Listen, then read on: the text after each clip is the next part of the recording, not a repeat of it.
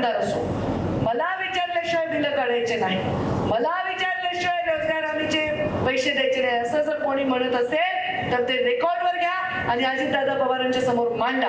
कारण आमची अडवण्याच्या भूमिकेत नाही, धनंजय मुंडेंचा, पंकजा मुंडेंचा तो अधिकार नाही. आम्ही काही घडवण्याच्या भूमिकेत आहोत.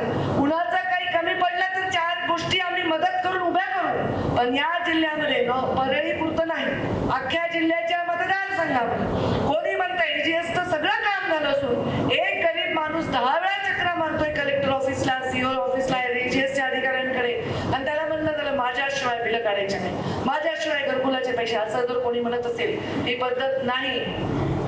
विहिरीचे सुद्धा अशा अधिकारी किंवा असं कोणी करत असेल, माझ्याकडे तक्रार आलेली आहे तर याची गंभीर दखल घेतली जाईल. कोणी तुम्हाला म्हणलं ऑन रेकॉर्ड ते घ्या आणि ते दाखवा पालकमंत्र्यांना, आणि असं कोणी करत असेल तर आम्ही सुद्धा त्याच्यामध्ये लक्ष देऊ. कारण ही पद्धत नाही ना. मी पालकमंत्री आले, रोजगार हमी मंत्री होते, ग्रामविकास मंत्री होते, या जिल्ह्यामध्ये लाखो घरकुलं केले, लाखो कामं केले, का सगळे भाजपचेच मतदार होते का?